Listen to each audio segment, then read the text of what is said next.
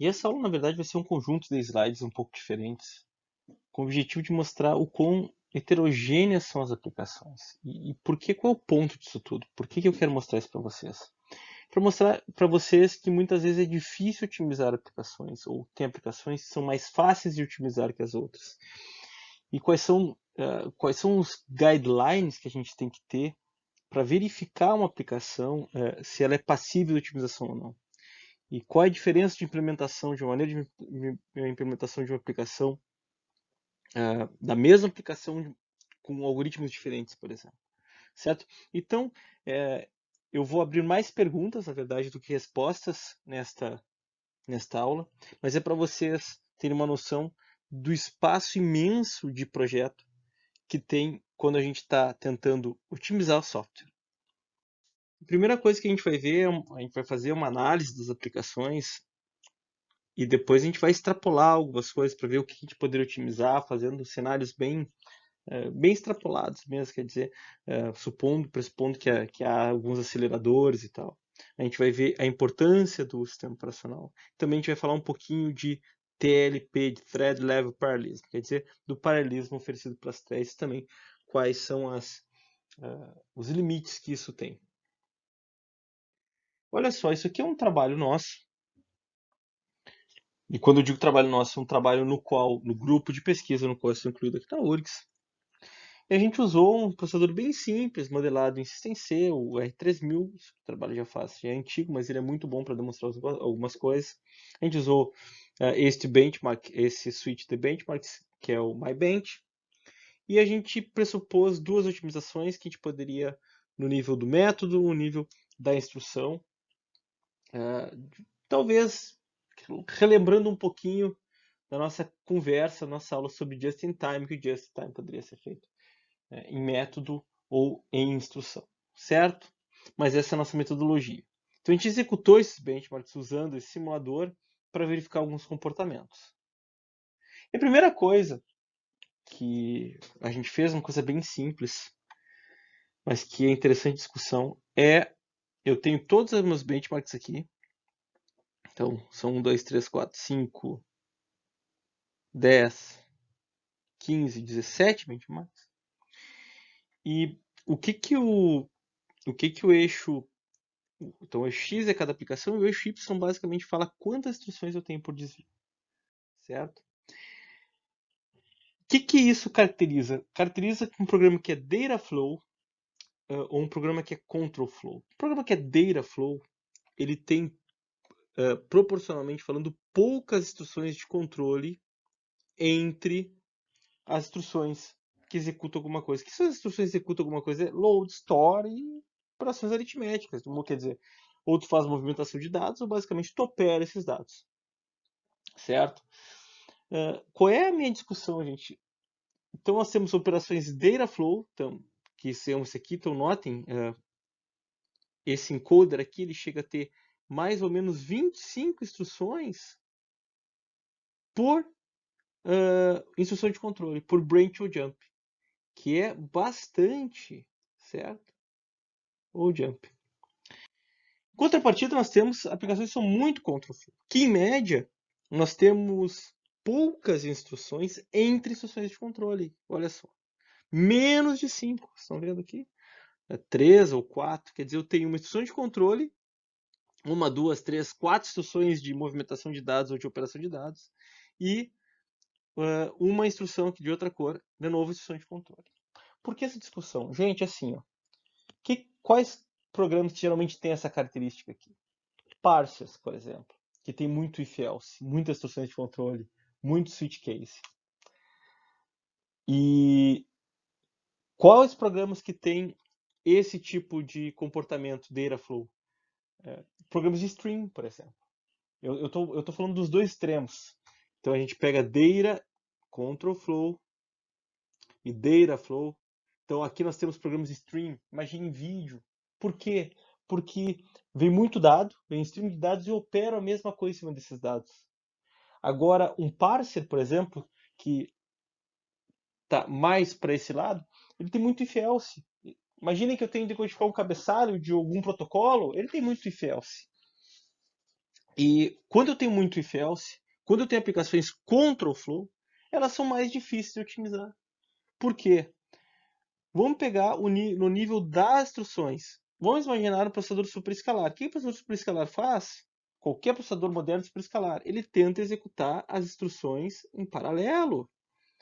Quando eu tenho poucas instruções, e aqui, relaxadamente falando, isso aqui é um basic block, que é uma sequência de instruções entre duas instruções de controle. Quando tem basic blocks pequenos, o superescalar ele tem uma dificuldade maior de tentar achar instruções para serem executadas em paralelo.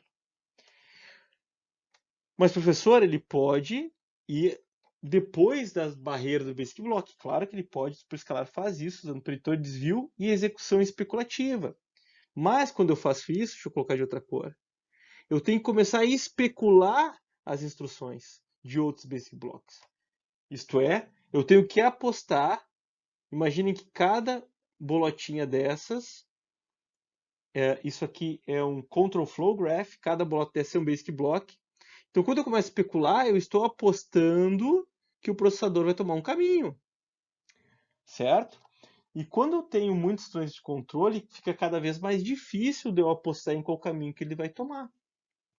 Isso significa que se eu executo instruções em paralelo e eu erro o caminho, quer dizer, eu apostei que ia executar instruções verdes, mas essa instrução de controle veio para cá e executou as instruções roxas, eu tenho que simplesmente dar um jeito de me desfazer da execução dessas instruções verdes aqui. Se eu tenho um data flow, eu tenho uma instrução de controle e eu tenho várias instruções aqui com uma janela de otimização maior para o processador superescalar do que quando eu tenho de control flow. Por quê? Porque o superescalar não precisa apostar em nada. Vocês entendem? É claro que ele também vai fazer especulação, mas provavelmente ele vai ter que especular menos entre as barreiras dos basic blocks. Eu vou repetir o que seria especular. Imaginem, vamos lembrar, eu tenho um add aqui qualquer, instruções qualquer, e eu tenho um back aqui. E aí o back pode ser falso, então vou executar instruções, ou o back pode ser verdadeiro. Se o back é verdadeiro, eu pulo para cá.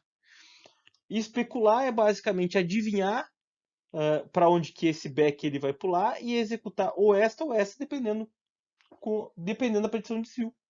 Mas chega um ponto que eu tenho que verificar se eu acertei a predição de desvio ou não. Se eu acertei, beleza, eu já mandei as instruções certas para executar, mas se eu errei, eu vou ter que descartar a execução. Uma outra coisa, pensando agora em ASIC, nós vimos ASIC também, Application Specific Integrated Circuit. É muito mais fácil fazer circuitos específicos de uma sequência de instruções alta, uma sequência grande de instruções, otimizar uma sequência de instruções grandes, do que uma sequência pequena de instruções. Então, por tudo isso que eu falei, tanto considerando, e a mesma coisa as ZIPs, eu transformar uma sequência de instruções em uma instrução apenas. Lembra o que é a ZIP? ASIP, Application Specific Instruction Set Processor. Quer dizer, eu tenho um conjunto de instruções específico para um nicho de aplicação. Então, quando eu estou fazendo um ASIP, e a gente discutiu, inclusive, como que a gente pode fazer, usando, por exemplo, um processador um FPGA, e eu transformar um FPGA, usando o FPGA para indiretamente funcionar em conjunto com o processador e ser um ASIP. Porque como é que ele vai fazer? Ele vai, de certa forma, transformar uma sequência de instruções, e quanto maior a sequência, melhor. Quanto maior a sequência, melhor, que fica entre dois basic blocks, numa instrução específica. Para quem também está acostumado, por exemplo, High Level Synthesis, que é pegar um código e transformar para hardware. O HLS, a ferramenta de HLS, vai ter muito mais facilidade em transformar um código que não tem muitos desvios, quando comparado a um código que tem muitos desvios, porque o hardware vai ficar muito mais caro e menos otimizado, certo? Então, por essa e outras, a importância essa primeira dica. Quando o programa é muito data flow, provavelmente ele é mais fácil de ser otimizado, tanto por processadores de repouso geral, quanto ASICs, ou qualquer coisa que fique no meio termo. Então, o que a gente viu aqui é que nós temos comportamentos distintos dentro de programas. E nós vamos ter programas que vão ser provavelmente difíceis de otimizar. E nós vamos ter programas que provavelmente vão ser mais fáceis de otimizar. Não é uma regra, não é uma regra, mas é uma dica, é uma estatística que vai ajudar, certo? É que nem um jogador de futebol, um lateral que sabe cruzar, é um lateral que provavelmente é um lateral bom. Talvez ele não saiba defender direito, então ele não é um lateral completo. Mas já é alguma dica de ser um bom lateral, ele saber ter um bom índice de aproveitamento dos cruzamentos, certo? Então, isso aqui é comportamentos distintos, aplicação, e como é que a gente conhece isso, gente? É por saber, é por lembrar? Não, a gente faz profiling das aplicações. E esse é o tipo de coisa que a gente pode verificar, que o comportamento de uma aplicação ser muito control ou data flow, ser muito orientada a controle e orientada a dados. Em alto nível, a discussão é essa, se ela tem muito else, if else. E como é que eu identifico esse if else? É muito controle, se eu tenho muito controle, muita interface com o usuário tem muito controle, decodificação de cabeçalho tem muito controle, parser tem muito controle, tudo isso. Eu tenho um parser HTML, eu tenho que ler a linguagem HTML para mostrar na tela. Tem muito controle, tem muito if else. Quando que é Dataflow? É exatamente o oposto. Ele é muito voltado à execução de dados massivos. Então, é uma coisa repetitiva em cima de dados constantes, como streaming de vídeo, de áudio. Isso é Dataflow, certo? Por isso o nome Dataflow é orientado a dados. E esse aqui é um gráfico muito interessante. Eu vou demorar um pouquinho para responder, para explicar. Mas esse gráfico aqui, ele tem todos os benchmarks que a gente viu antes, é o mesmo conjunto, certo? E o que esse gráfico fala? Esse gráfico ali no eixo Y, ele mostra o tempo de execução. Então, tempo de execução. Então, 100% significa que toda aplicação é executada, por exemplo, eu vou explicar com um exemplo, por quase, né? Chegamos aqui, nós chegamos a 100%, com 4 o quê? Então, 100% da aplicação com a aplicação CRC32 é executada com 4 o quê? Basic Blocks. Isso significa que a aplicação tem o que é Basic Block novamente? Relaxadamente falando, é uma sequência de instruções que fica entre instruções de controle. Então, digamos que eu tenha instruções de controle aqui, certo? Não necessariamente sequência, então tem instruções aqui, aqui, e aqui, novamente, não necessariamente eles estão em sequência, só para facilitar, eu tenho aqui 4 Basic Blocks, certo? 1, 2, 3, 4 Basic Blocks. Então, basicamente, a aplicação pode até ter mais Basic Blocks, gente, porque isso aqui é um profiling dinâmico. Eu executo o benchmark. Eu até não falei isso antes. Mesma coisa de antes, é um profiling dinâmico. Eu executo o benchmark para verificar o comportamento dele. A análise estática é muito complicada de ser feita. Claro que às vezes o programa é muito simples, você consegue fazer atuar, o programa vê que tem um monte de fiels, provavelmente ele vai ser control flow. Mas tem análise dinâmica. O que é análise dinâmica? A análise dinâmica é tu executares o programa e verificar o comportamento. Então esses dados são feitos na análise dinâmica. Então o que eu estou falando aqui é que para o CRC32, isso é uma outra dica. Mesma coisa do lateral do futebol. Antes a gente viu se ele cruzava bem, era um bom indicativo se ele era bom. Aqui a gente está vendo, digamos, uma outra característica. Se ele defende bem. Então imagina, é um lateral que defende e apoia bem. Um ótimo lateral, gostaria de ter no meu time.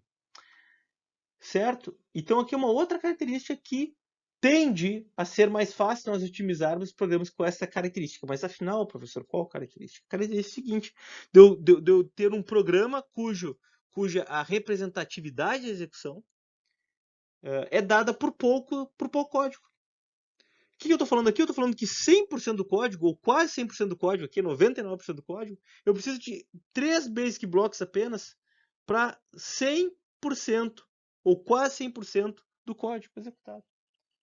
Por que isso é bom? Gente, meu trabalho é mínimo. Se eu quero otimizar, eu otimizo os basic blocks mais executados. Então, se eu tenho poucos basic blocks, e se esses basic blocks forem data flow ainda por cima, puxa vida, melhor ainda. Porque eu tenho basic blocks grandes, que eu tenho espaço para otimização, e poucos basic blocks para otimizar. Esse é o meu lateral que apoia bem e defende bem. É o meu jogador, meu lateral direito completo, lateral esquerdo completo. Certo? Olha só, aí nós temos casos ruins aqui. Por exemplo, se pegar qualquer um desses de baixo aqui, o JPEG, talvez, esse aqui, é esse aqui. Pode ser, ou pode ser esse aqui também, que é o String Search. Vamos pegar o String Search, que não é o pior, mas não é bom também. Então, o String Search está aqui, gente, ó. Tá aqui, tá?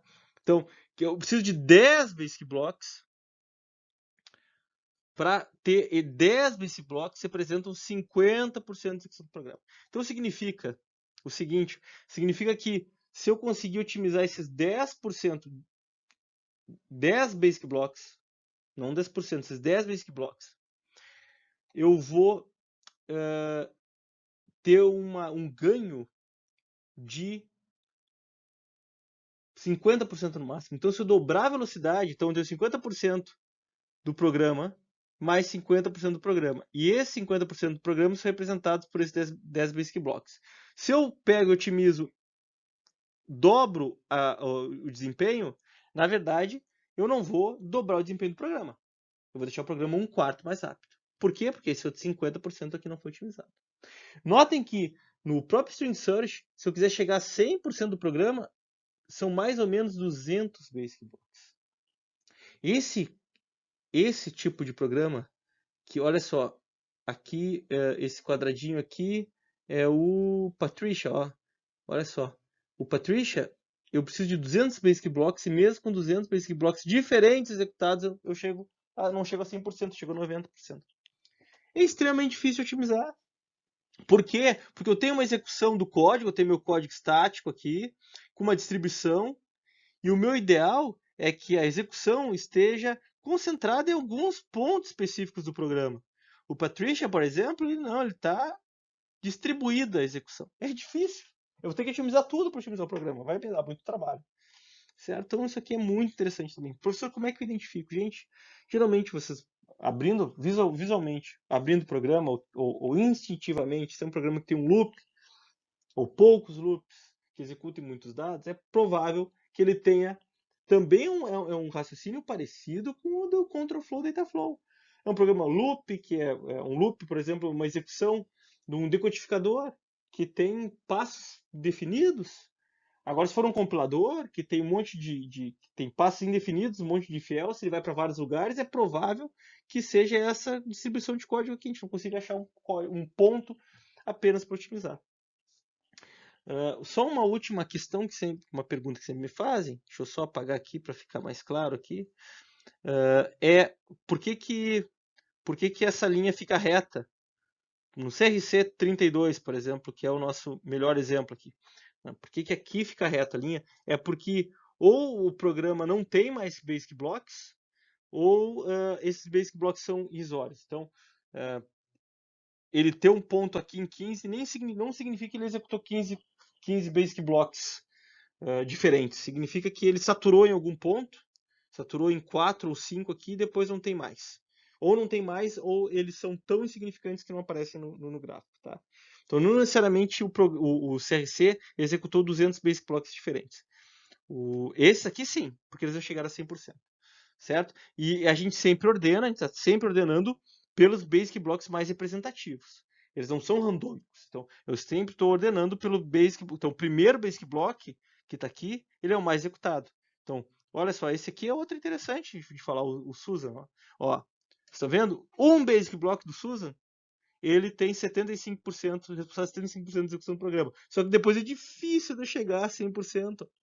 Gente, olha como é importante o profiling da aplicação. Digamos que vocês queiram otimizar um código, o chefe de vocês fala, você tem que otimizar esse código. Vocês têm aqui 100 ou 200, no Susan, 100 ou 200 Basic Blocks disponíveis, 100 ou 200 partes do programa disponíveis para otimizar. O que vocês vão fazer? Vocês vão usar uma ferramenta de profiling, tipo o gprof ou qualquer outra. Vocês vão verificar qual é a parte do código que está sendo mais executada e vocês vão colocar o esforço de vocês nesse aqui. Este é um ótimo exemplo, hein? Esse é um ótimo exemplo. Não é um exemplo para dizer que a gente não vai conseguir chegar a 100% da execução com poucos Basic Blocks, mas é um ótimo exemplo para mostrar que com um Basic Block eu tenho um potencial muito grande de otimizar. Então esse aqui É um bom exemplo de pouco esforço para otimizar e que potencialmente pode me dar grandes resultados.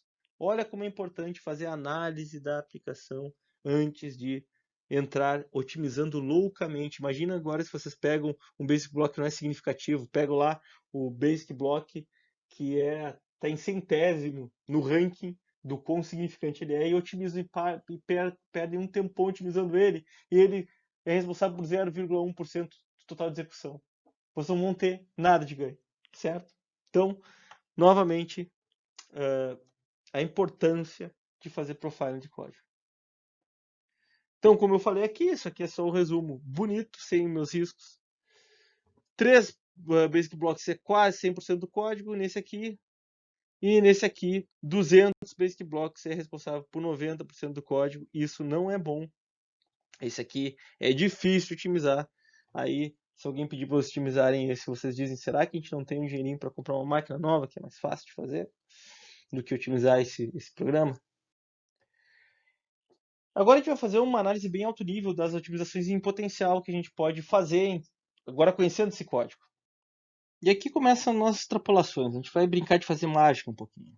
Então imagine que a gente consegue fazer uma otimização no método, certo? Por método. Então, basicamente, eu tenho um método aqui e eu consigo, magicamente, novamente isso aqui é mais um exercício, transformar isso, digamos, num hardware dedicado, certo? Um hardware dedicado que vai levar N ciclos para executar todas as instruções que tem no método, independentemente do número de instruções.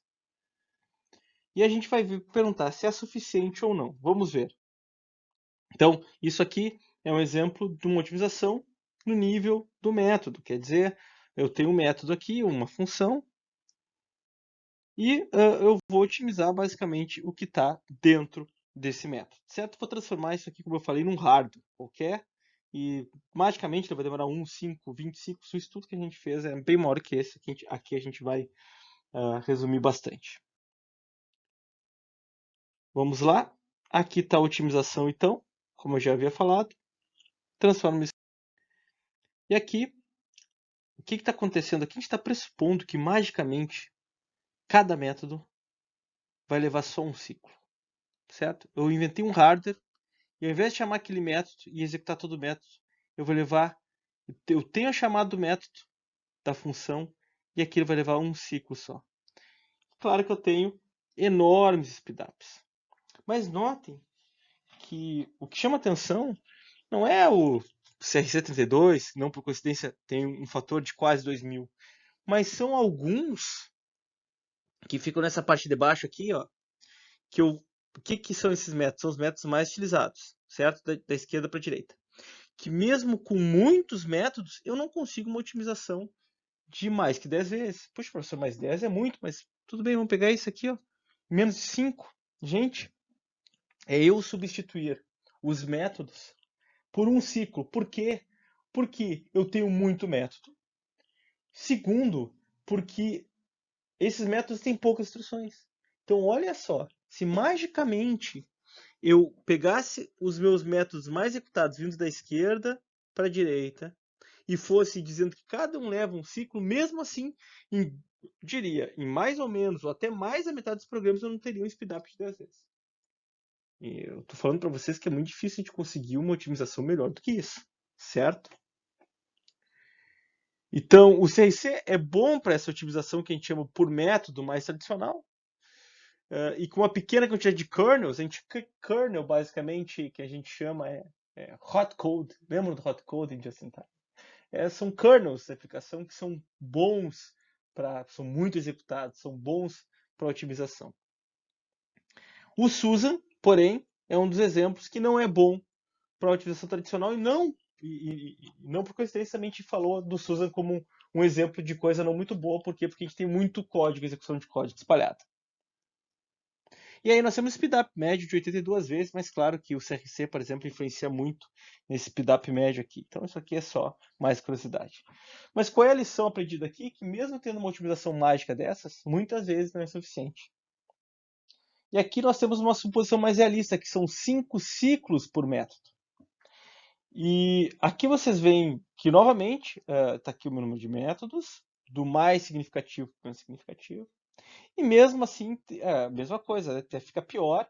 eu não consigo nenhum fator de 5 vezes em grande parte dos meus benchmarks, mostrando que não tem mágica.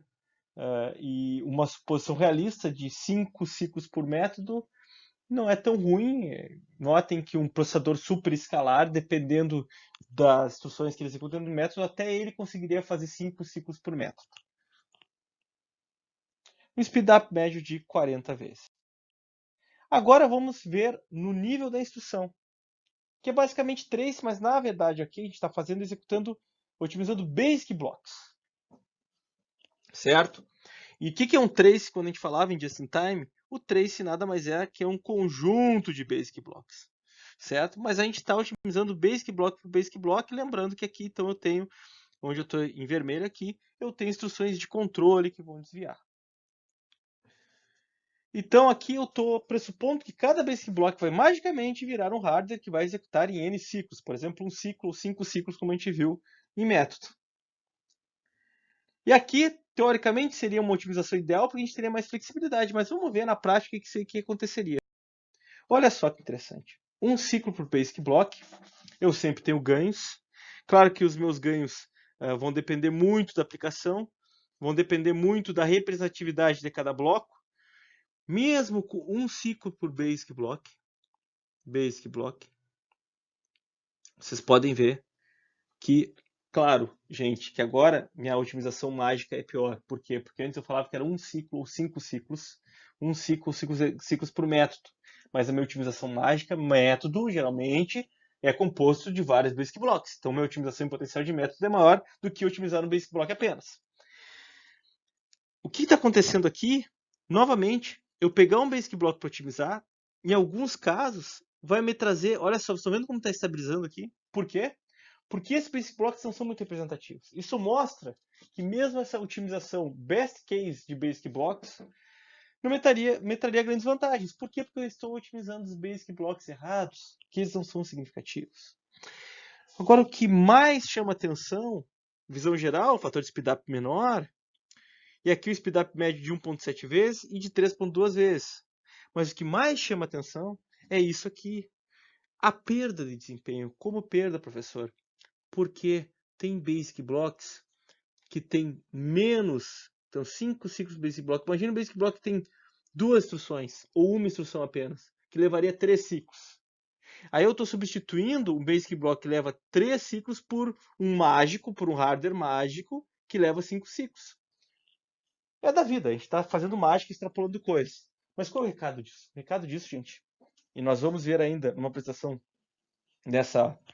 nesse conjunto de slides sobre software e extrapolações em geral, é que às vezes não é muito esperto dizer que leva 5 ciclos, eu fazer um hardware que leva 5 ciclos substituído por um negócio que leva 3 ciclos, por exemplo.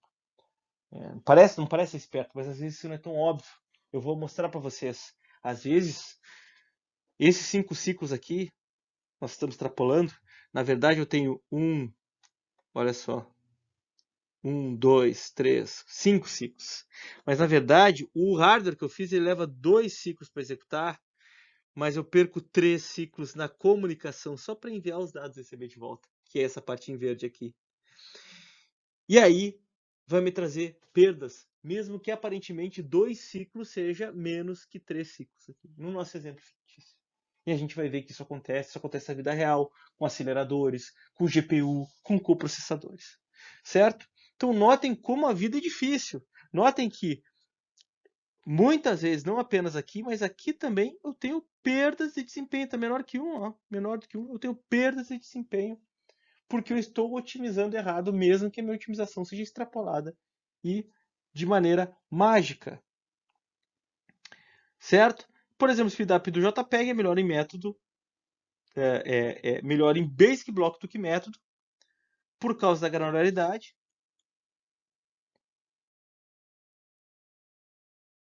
E o que eu havia falado anteriormente, que passou o slide, dependendo da granularidade, vai ser melhor a otimização numa granularidade menor ou numa granularidade maior, dependendo do número de instruções que cada basic block e quantos basic blocks compõem cada método. E aqui tem uma outra observação interessante, e agora a gente está falando em Basic Block, a gente tentou imitar, através do conjunto de benchmarks que a gente tem, um decodificador de áudio, uma busca de string, que seria uma agenda, certo? E uma codificação e decodificação de um JPEG. Então, basicamente, um decodificador de áudio, que seria um player de, digamos, MP3, uma câmera digital, que faz a compression e decompression de imagem, e uma agenda. Né? Uma coisa, novamente, está extrapolando. Quantos Basic Blocks a gente precisaria para otimizar 100% dessas 4 aplicações? Olha aqui. Estão vendo? Números altíssimos. 370 Basic Blocks para otimizar o código inteiro. Então notem que não é uma tarefa trivial. Professor, o que a gente escolhe? Vocês, entre o que a gente viu até agora, é ser esperto para escolher o melhor custo-benefício de Basic Blocks. Então, por exemplo, aqui no Raw Audio, seria talvez 15 Basic Blocks. Mas quando eu estou falando entre aplicações, também ser esperto o suficiente de escolher qual aplicação apresenta o melhor custo-benefício. Por exemplo, talvez aqui o JPEG Decoder, aqui, olha só, é um bom custo-benefício. Esta outra aplicação, String Search, talvez não seja muito boa para otimizar. Então, meu tempo é finito, como tudo na vida. Então, é muito importante eu conseguir identificar entre as aplicações qual que me dá maior potencial de otimização. Claro que eu tenho que ver qual é a representatividade dela entre ela, porque aqui o que eu estou vendo é tempo de execução dentro de cada aplicação. Mas eu também tenho que ver quanto que o String Search representa, quanto que o JPEG representa, quanto o JPEG C representa e quanto o RAW representa. Dentro do meu total de execução, certo? Se cada um representar mais ou menos a mesma coisa, eu tenho que atacar o que é mais fácil de otimizar, que no meu caso é o JPEG Decoder. Certo? Então você também tem que analisar entre aplicações. Profiling, conhecer o problema, caracterizar o problema, pegar dados do problema e depois otimizar, depois trabalhar em cima, vai ser muito mais útil na vida profissional de vocês do que simplesmente sentar na frente do computador e começar a trabalhar de maneira talvez desordenada. Então o que a gente vê aqui é que, como no exemplo anterior, nos exemplos anteriores, às vezes otimizar meta era melhor do que Basic Blocks e vice-versa, às vezes é melhor otimizar. A gente tem um limite de agitação de métodos, depois a gente pode ter um sistema misto aí que vá também ir no tracing, no nível de Basic Blocks. E isso aqui meio que corrobora com o que o Google falou de o custo-benefício entre a otimização de métodos e de instruções. No caso deles não era exatamente apenas Basic Blocks, eram traces, mas basicamente conjunto de Basic Blocks que não estavam amarrados às bordas, não barreiras, mas aos limites dos métodos. Certo? Então, modelo misto adaptativo, que não é exatamente esse modelo misto adaptativo, mas é um modelo misto que hoje o Ahead of Time usa, lembrando que algumas coisas ele compila antes, algumas coisas ele interpreta durante a execução e outras coisas ele faz just in time durante a execução, no nível dos métodos, e antes eles faziam no nível dos traces, conforme a gente viu em aula também. Então notem como o exercício de extrapolação meio corrobora com a vida real. Aqui a gente vai ver também rapidamente a importância do sistema operacional. O que é a importância do sistema operacional? É o quão representativo o sistema operacional é. Isso aqui é uma figurinha que só ilustra, durante o tempo, a importância, o tamanho do código do sistema operacional.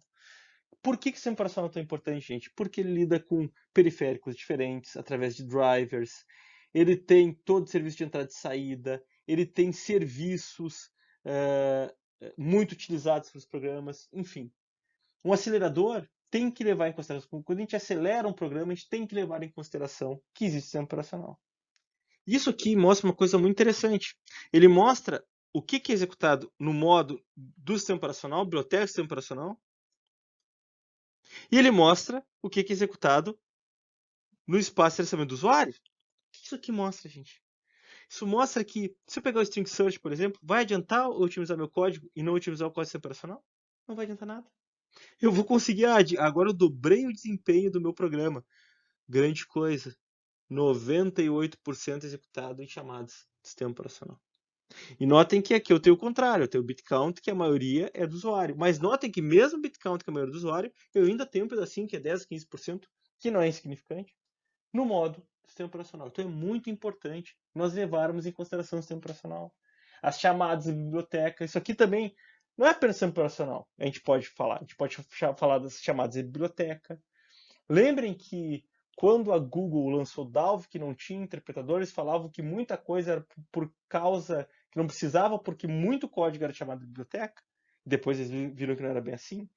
O princípio é o mesmo.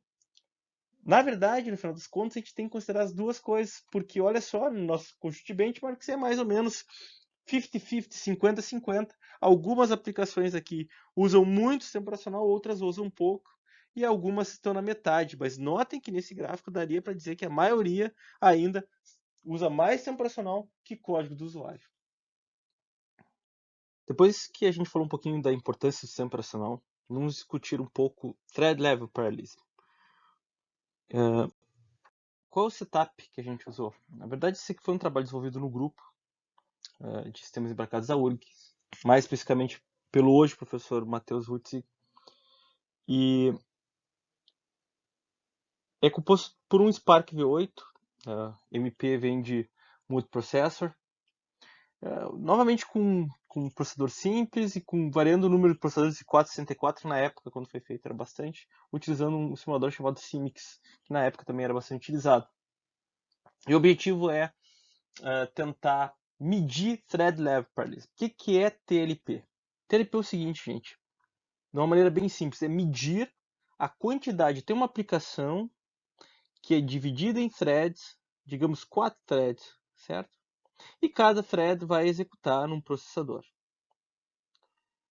Cada thread vai executar num processador, lembrando que quem faz a programação é o usuário.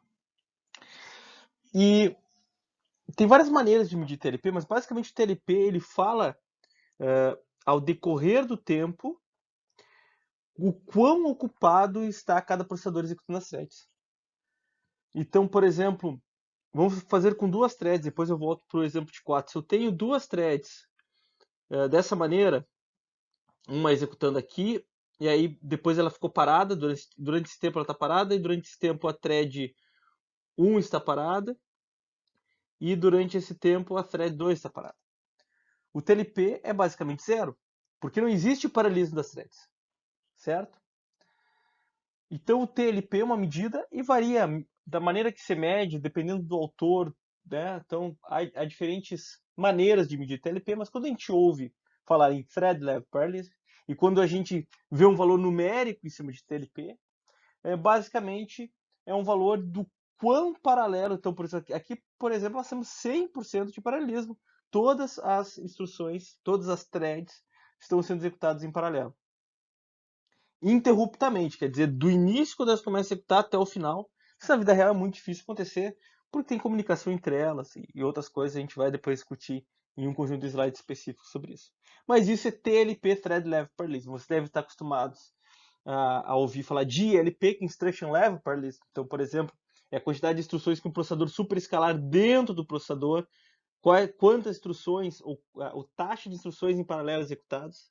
Isso seria o ILP. E quando a gente fala de TLP, mudou Level Parallelism, é a mesma coisa, mas o T é de Thread, certo? Então, basicamente é isso, e é isso que a gente vai medir agora. A gente usou essas aplicações aqui, certo? Então, é de 3 switches de benchmarks distintas. E olha só, o que acontece aqui? Aqui nós temos uma continuação da análise, inclusive, que a gente fez antes. Olha só. Primeira coisa que tem para cada um dos benchmarks deixa eu usar uma cor diferente, é o tamanho médio do Basic Block. Como a gente já discutiu, quanto maior o tamanho médio do Basic Block, nós temos menos instruções de controle, é mais provável que a gente tenha mais oportunidade de explorar o Instruction Level Parallelism. Por quê? Porque a gente precisa de menos especulação, precisa menos preditor de desvio. Para processadores simples, às vezes nem tem execução especulativa. Quando não tem a hora Ford, também complica um pouco. Enfim, facilita quando eu tenho mais instruções, a proporção de instruções por instrução de controle é maior. Então aqui nós temos espaço para otimização de ILP. E aqui o que a gente está vendo depois é o seguinte. Deixa eu apagar aqui e aqui. O que a gente está vendo aqui é o TLP. A maneira que o TLP foi medido aqui foi o seguinte, a quantidade do tempo, esse load balance aqui foi definido como a quantidade do tempo que as N threads estão executando ao mesmo tempo.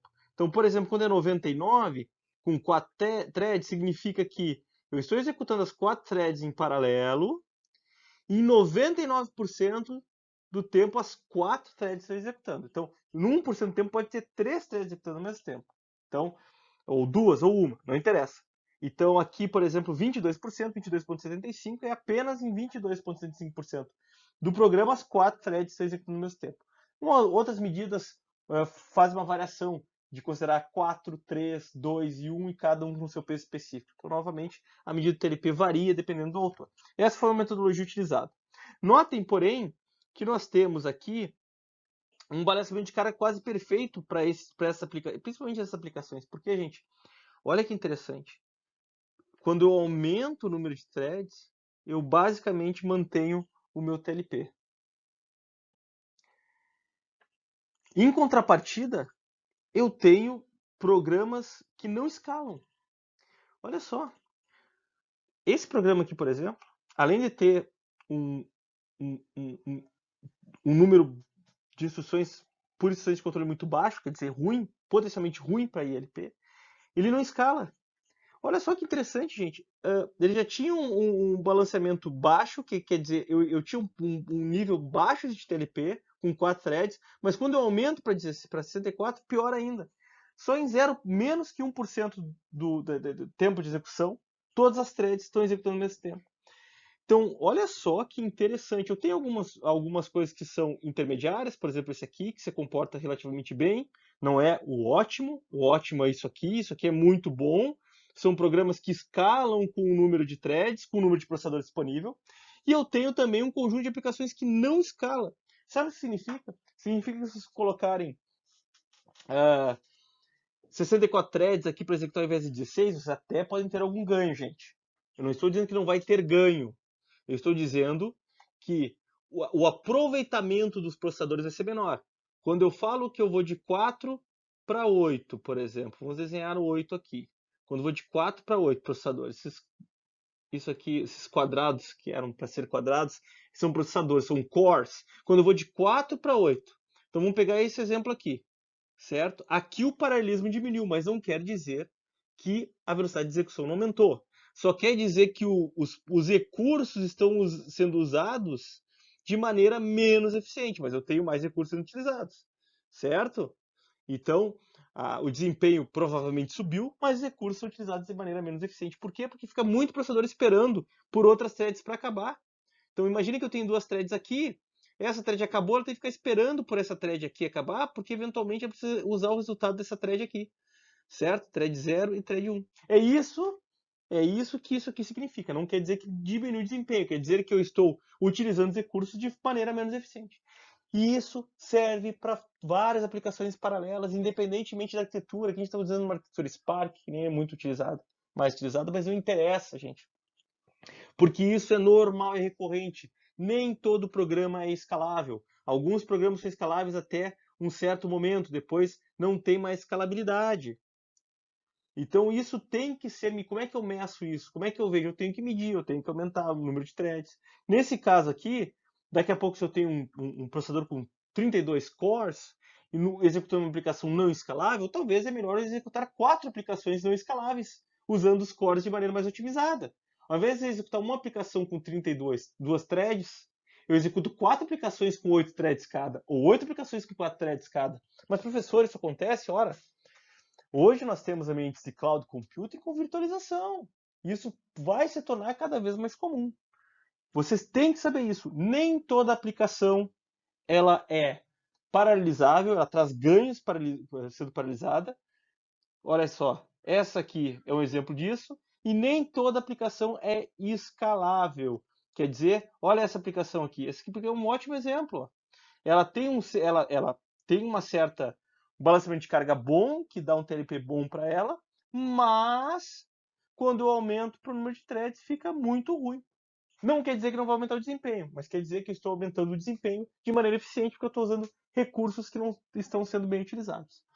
E isso vai impactar muito em energia, em desempenho, em performance por energia, né? A taxa de quanto que aumenta o desempenho e quanto que eu ganho energia. Então, nós temos comportamentos heterogêneos. E aqui está o speedup, gente. E esse speedup, eu não vou conseguir voltar para a lâmina por causa da gravação do PowerPoint, mas o speedup mostra muito bem, reflete muito bem a falta de escalabilidade dos aplicativos anteriores. Ó. Alguns, inclusive, pela falta de escalabilidade, a maioria melhorou o desempenho. Muito pouco, né? Então isso aqui é comparado à versão sequencial. Só uma thread executando. Puxa vida, eu usar 64 cores para aumentar em menos de 2 vezes? Eu prefiro, então, usar 4 cores para aumentar 1.57. Aqui já vale a pena, olha só. Que interessante. Puxa vida, aumento 50 vezes. Professor, aumento 64, muito difícil, gente. Porque as threads têm que se comunicar, elas não são perfeitamente balanceadas. O que é uma thread perfeitamente balanceada? Essas duas estariam perfeitamente balanceadas se eu lançasse as duas para executar, elas executassem exatamente o mesmo tempo. Isso significa que os dados que elas iriam computar e as coisas que elas iriam fazer teriam de ser exatamente as mesmas. É muito difícil. E eu tenho um meio termo. Isso aqui é bem vida real, olha aqui, ó. Eu aumento o número de cores, vou de 4 para 64 para ganhar 48 vezes, 38 vezes. Gente, 48 vezes é muito bom. É muito bom. Não pensem que vocês vão chegar e ganhar. Tenho 64 cores e eu vou ganhar 64 vezes. Tá? É muito, muito difícil. Eu diria que um comportamento numa aplicação boa de ser paralisado ficaria entre este aqui, SpeedUp. Certo? Nesse nível aqui. Tem um outro exemplo, olha só. Esse aqui é ótimo, né? Esse aqui eu vou ganhando desempenho e depois eu perco. Por quê? A comunicação fica mais cara que a própria execução das threads. O que isso quer dizer? Que eventualmente eu tenho que comunicar entre threads e essa comunicação tem um custo. E essa comunicação só existe porque quanto maior o número de cores, maior a quantidade de comunicação que tem que ser feita entre as threads. Se eu tenho threads se comunicando muito, esse overhead vai aumentar ainda mais. A gente vai discutir um pouco mais no próximo conjunto de slides. Certo? Então, às vezes eu tenho perdas. Então, gente, tem que prestar atenção no ambiente. Nem todas as aplicações apresentam ganhos quando o número de processadores aumenta. Nem todas as aplicações apresentam ganho. Aumenta. E aqui tem energia. Olha que interessante energia. A energia aqui, em alguns casos, aumenta, certo? Mas claro que, olha só, isso aqui é energia, gente, não é potência. Isso significa que eu estou executando mais rapidamente. Lembram, né? Muita coisa, né? Era de 1.5 a menos que 2. E aí eu tenho um aumento energético. Notem que muitas vezes eu tenho aumento energético. Na maioria das vezes eu tenho aumento energético. Às vezes fica estável. Então quando eu vou de 64 para 16, 64. Aqui também fica estável, certo?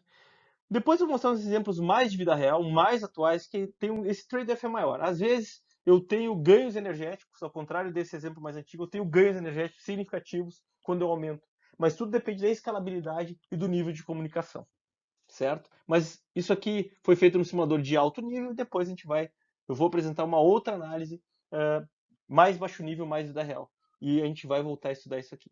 Mas isso aqui também é muito interessante. O número crescente de processadores afeta a duração da bateria. Claro, tem mais processador ligado.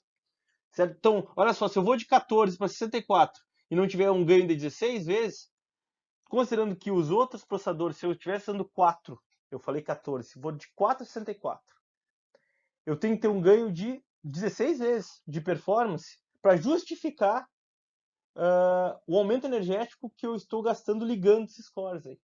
Porque hoje a gente tem Power Gate, por exemplo, poder estar desligando. Então, isso aqui também pressupõe que eu estou usando Power Gate, quer dizer, 4 cores e Power Gate imperfeito. Eu estou usando 4 cores aqui com os outros 60 desligados. Na vida real isso também não existe. Na vida real, ou eles vão demorar para desligar, ou eles vão desligar. Então, tem um jogo maior aí. E que daí vai favorecer, antes que eu vá para o próximo slide, vai favorecer o número de cores maior. Certo? Nós vamos continuar com esse conjunto de slides falando de otimizações de aplicação paralela, de aplicações paralelas e também algumas coisas de compiladores.